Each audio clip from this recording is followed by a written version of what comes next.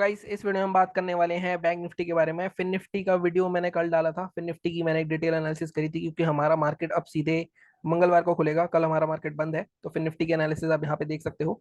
बात करते हैं हम बैंक निफ्टी की। बैंक निफ्टी और फिन निफ्टी में आपको वैसे नॉर्मली हमेशा बताता हूँ कि दोनों जो चार्ट्स हैं एक साथ ही चलते हैं, क्योंकि काफी सारे कंपोनेंट्स बैंक निफ्टी के फिन निफ्टी में भी हैं।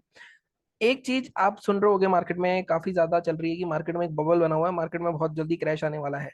क्या ऐसा हो सकता है? देखो, मेरे को ऐसा लगता है जब भी कोई बड़ा इवेंट होने वाला होता है, उस टाइम जो विक्स होता है वो आपको हमेशा एक इशारा देता है।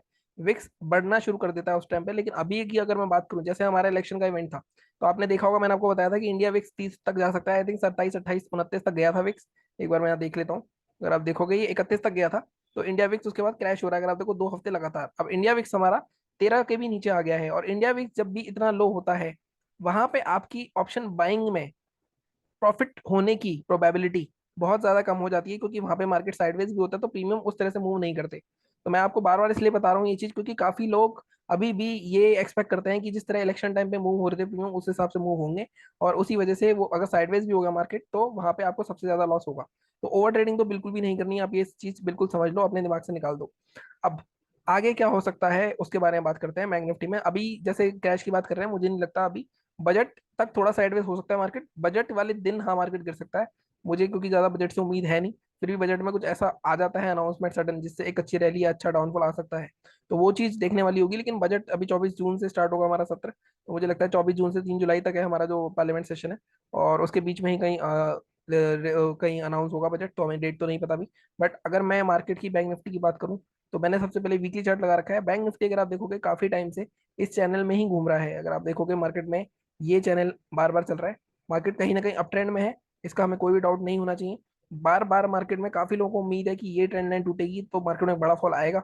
लेकिन ऐसा नहीं हो रहा है। मार्केट अपना ट्रेंड नहीं बदल रहा है। मार्केट में स्विंग लोस ऊपर की तरफ ही शिफ्ट हो रहे हैं। तो कहीं ना कहीं मार्केट अभी भी अप ट्रेंड में ही है। सबसे पहली बात तो ये कंफर्म हो गई।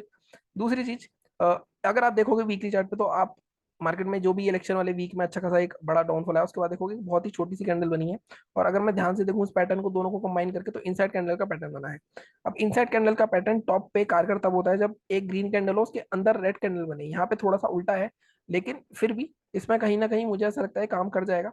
बट मार्केट को इस कैंडल के बीच में ही कहीं ओपन होना पड़ेगा। अब इस कैंडल का अगर आप हाई देखोगे, तो इस कैंडल का हाई जो इसका सेटअप होता है 50,250 है। तो इसका हाई मार्क करते हैं 50,250, 50,300 मार्क कर लेते हैं। और इस कैंडल का जो लो है आपका 49,500। तो 49,500 के नीचे एक अच्छा साइकोलॉजिकल लेवल है, तो 450 मार्क कर लेते हैं। ये दो लेवल्स के बीच में कुछ भी नहीं होगा। अगर किसी को पोजीशन बनानी है, मान लो अगर मार्केट 50,300 निकालता है, तो हम इसके हायर रेंज तक, मतलब 51,000 तक के टारगेट दोबारा दे सकते हैं इसी वीक। ठीक है, तो यहाँ पे अगर हम 50,293 50,300 निकालते हैं, मैं पोजिशनल वालों की बात कर रहा हूँ अभी, इंटरडे की बात करेंगे अभी। तो यहाँ पर आपका सीधा सीधा 51,000 तक का टारगेट हम देखने को मिल सकता है। हो सकता है उसी दिन हो जाए, हो सकता है 2 3 दिन लग जाए, लेकिन इतना बड़ा मूव आ सकता है आराम से, क्योंकि बैंक निफ्टी में कुछ भी पॉसिबल है। एक दिन में 1000 1200 का भी मूव आ जाता है इसमें। ठीक है, सेलिंग जैसे मैंने कहा 49,450 के नीचे ही करेंगे, उससे पहले नहीं करेंगे। 461 आ रहे हैं, 450। 49,500 जब टूटेगा, अभी मैं आपको डेली और जब वीकली 15 मिनट का चार्ट दिखाऊंगा, तब आप वहां पे देखोगे 49,500 इंपॉर्टेंट क्यों है। अब 49,500 के नीचे ज्यादा बड़ा टारगेट नहीं है, तो मेरे को इसमें एक बार डेली चार्ट पे भी जाना पड़ेगा। अब डेली चार्ट देख लेते हैं। डेली चार्ट पे बाइंग के लिए, तो जैसे मैंने बताया, अगर आप देखो तो 5 दिन से मार्केट एक रेंज में घूम रहा है। अगर 50,300 तोड़ता है, इसको 50,310 के आसपास का लेवल रखेंगे, 50,311 टूटता है, तो आराम से 51,044 तक का ये गैप फिलिंग भी पड़ी हुई है ऊपर, यहाँ तक का टारगेट आ सकता है। इसको मैं हटा देता हूँ, उसकी जरूरत नहीं है इस ट्रेंड लाइन की।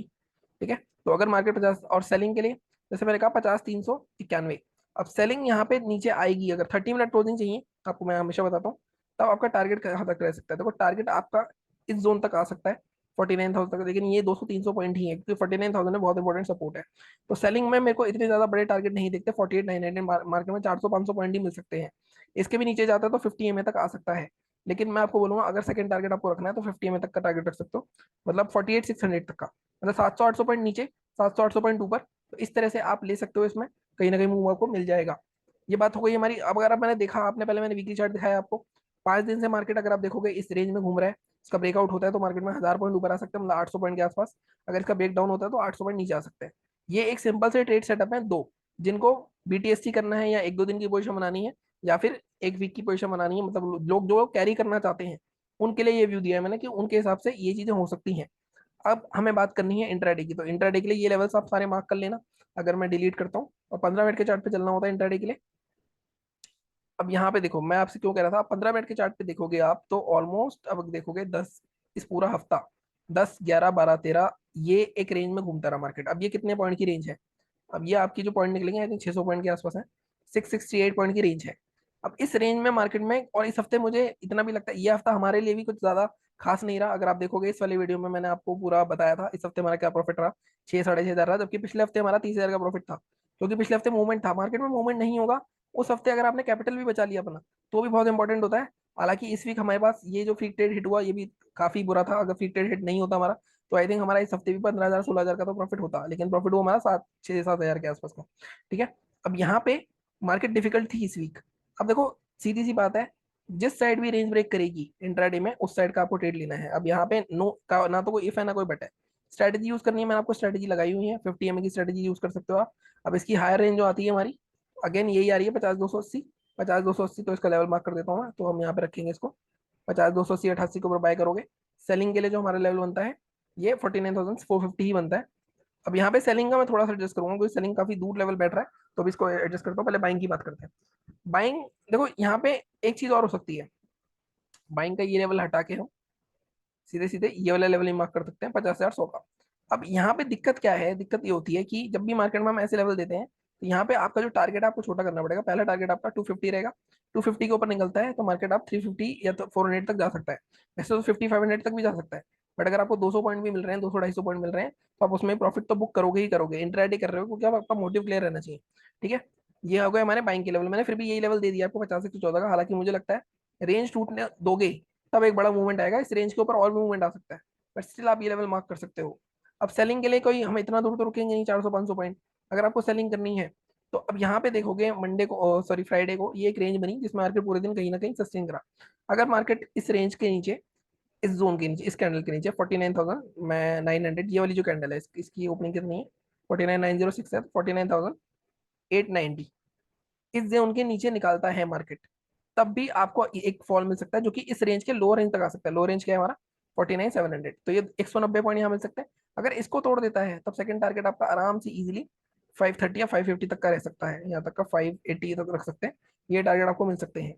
अगेन मैं फिर बोल रहा हूँ कि मार्केट ये पूरा खिचड़ी बना रहा है, प्रीमियम्स इंडिया विक्स लो हो चुका है, प्रीमियम हो सकता है उतने तेज मूव ना करे, तो प्रीमियम में आप ऐसा एक्सपेक्ट मत करना। अगर आपको 20%, 10 20 20% मिल रहा है आपको किसी ऑप्शन प्रीमियम में तो आप आधा प्रॉफिट जरूर बुक करना। जैसे मैं हमेशा स्कैल्पिंग इसी तरह करता हूँ, 15 20% के आसपास का टारगेट रखता हूँ अपना। 10% कई बार उसमें वो डबल भी हो जाता है, ऐसा होता है कई बार, हो सकता है कि वो आपको 5 6 पॉइंट ही दे, लेकिन लॉस आपको लिमिटेड रखना है। इसी तरह की स्ट्रैटेजी लेके चलोगे तभी एक अच्छा खासा आपको मूवमेंट मिलेगा, अच्छा खासा प्रॉफिट कमाओगे आप। तो यही थे हमारे आज के एनालिसिस। बाकी फिर निफ्टी का वीडियो देख लेना। बाकी इस वीडियो में मैंने आपको पूरा प्रॉफिट भी दिखाया, आई थिंक 55 हजार के आसपास कमाए हमने एक महीने में पिछले, वो भी देख लेना। वेरीफाइड लिंक भी डाला हुआ है मैंने इसमें, आई थिंक कल वाले में भी डाला था। और कल मैं निफ्टी का वीडियो डाल दूंगा, कोशिश करूंगा कल मैं लाइव आऊँ और लाइव एनालिसिस करेंगे निफ्टी की, ताकि आपके कोई क्वेश्चन है तो वो भी आप पूछ सकते हो, क्योंकि मैं काफी टाइम हो गया लाइव नहीं आया हूँ। तो हो सकता है कल लाइव आए और लाइव एनालिसिस करेंगे निफ्टी की, क्योंकि मार्केट कल बंद है हमारा, परसों खुलेगा, कल का दिन हमारे पास बीच में खाली है। बाकी चैनल को इसी तरह सपोर्ट करते रहो, सब्सक्राइब करो, शेयर करो अपने दोस्तों के साथ। टेलीग्राम चैनल भी ज्वाइन कर सकते हो आप, डिस्क्रिप्शन में लिंक मिल जाएगा आपको। बाकी मिलता हूँ मैं आपसे कल। Thank you so much.